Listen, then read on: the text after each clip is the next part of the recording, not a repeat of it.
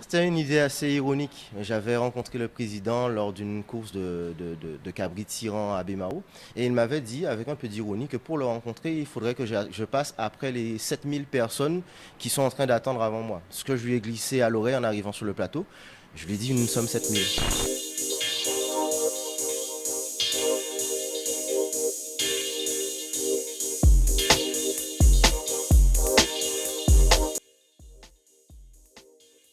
Concrètement, on se dit que pour pouvoir atteindre les gens directement, pour autant aller les voir directement, on est en Guadeloupe, c'est une petite île, tout le monde connaît tout le monde.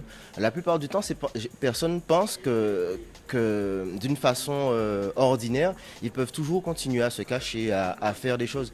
Le fait de pouvoir être là où ils sont, ça leur montre que vous êtes accessible. Vous êtes des personnes comme tout le monde. C'est Moun, voilà, peut-être pas Moun Guadeloupe, parce que bon, quand on regarde leur comportement, mais ce sont des êtres humains comme tout le monde. Et se retrouver en lieu et place, sur un plateau télé avec peut-être un président de région, rentrer dans une réunion où les responsables qui ont, pour moi, c'est les mêmes qui ont fait en sorte qu'on se retrouve dans cette situation-là. Et c'est les mêmes qu'on demande aujourd'hui à trouver une solution. Oui, c'est pour pouvoir en fait les confronter à une réalité. La réalité est là. Il y a des gens qui souffrent. Il y a des gens qui n'ont pas d'eau. Il y a des gens qui ne peuvent pas acheter de bouteilles d'eau. Il y a une certaine souffrance sociale qu'il faut savoir dénoncer de manière directe. Pas violente, mais de manière directe. C'était une idée assez ironique. J'avais rencontré le président lors d'une course de cabri tirant à Bémao et il m'avait dit, avec un peu d'ironie, que pour le rencontrer, il faudrait que je passe après les 7000 personnes qui sont en train d'attendre avant moi. Ce que je lui ai glissé à l'oreille en arrivant sur le plateau, je lui ai dit, nous sommes 7000. Donc voilà, c'était un peu ça. Donc c'est une manière aussi de montrer, hein, comme je l'ai expliqué tout à l'heure là, que tout le monde est accessible. Pas qu'ils sont en danger, non, ils sont accessibles. Après, s'ils se sentent en danger par rapport à leurs résultats, par rapport à leur bilan, ça c'est eux et eux. Nous, on est juste là pour mettre en lumière leur incompétence. Et s'ils sont compétents aussi, oui, pourquoi pas mettre en lumière la compétence de ces gens-là. Mais pour le moment, de la compétence en matière de politique, assez difficile à trouver.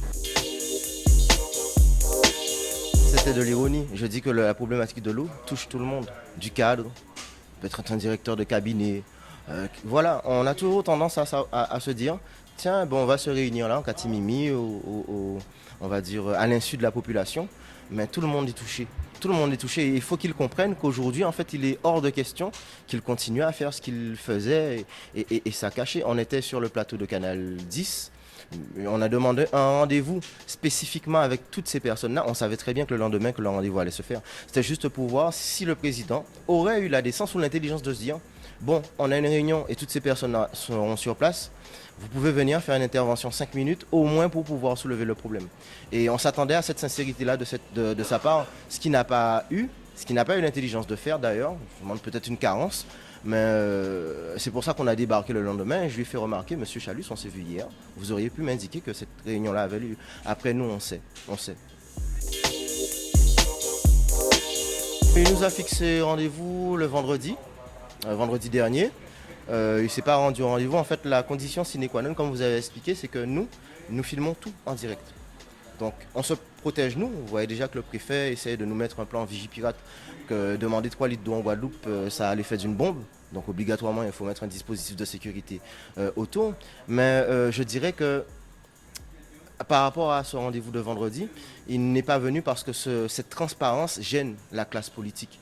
Et nous, en fait, non. On veut que les choses soient transparentes. Quand on est dans une salle en train de discuter avec ces personnes-là, il y a des Guadeloupéens autour, ils doivent connaître, ils doivent savoir ce qui se passe. Il est hors de question pour nous de perdre notre crédibilité par une mauvaise interprétation qui sera faite de notre intervention. Des fois, elles sont ce qu'elles sont, mais au moins, les choses sont claires. C'est vrai que beaucoup de personnes s'attendent qu'il y ait, on va dire, un rebondissement, un retourné politique par rapport à ça.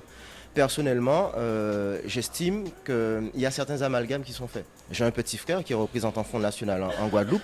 On n'est pas du tout d'accord sur nos opinions politiques.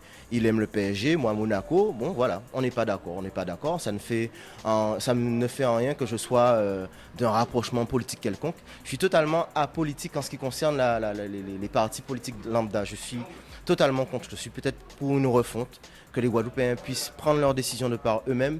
Mais politiquement, c'est quelque chose qui me déçoit, qui me déplaît. Et je trouve que prendre une part politique aujourd'hui, c'est perdre en crédibilité.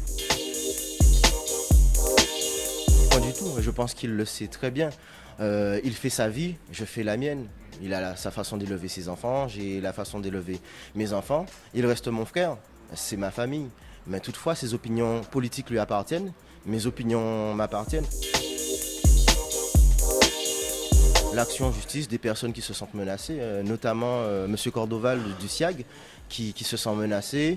Voilà, après, il faut que ce soit cadré. Après, aujourd'hui, l'injustice en Guadeloupe, ça a pris près de 10 ans pour que M. Hernandez soit au tribunal. Nous, au bout d'une semaine, on a déjà des poursuites juridiques. Ça va assez vite, on a une justice à deux vitesses, mais on va dire que c'est plus des lois. Ils se servent de certaines choses pour pouvoir nous intimider. Ce n'est pas grave, au pire, on aura une condamnation injuste. On s'en tape, entre guillemets, on est des Guadeloupéens, on continuera à se battre. Il faut qu'on se batte, c'est une question de vie et de mort. On va dire une amplification des actions. Oui, franchement, il faut vraiment que les Guadeloupéens se réveillent. On vit dans une certaine léthargie et je comprends qu'on ait nos occupations. On nous a tellement occupés à survivre qu'on a perdu ce sens du combat qui nous permettrait de vivre de manière confortable et respectueuse dans notre pays. Donc tout ce que je demande aux Guadeloupéens, c'est au moins de venir voir par curiosité qui nous sommes, ce que nous faisons, au feeling, et puis après ils pourront leur faire leur idée de par eux-mêmes, on n'a absolument rien à cacher. Et comme je dis, nous on travaille en toute transparence. En tout cas, merci pour cette interview. Et puis voilà, bonne continuation et à bientôt.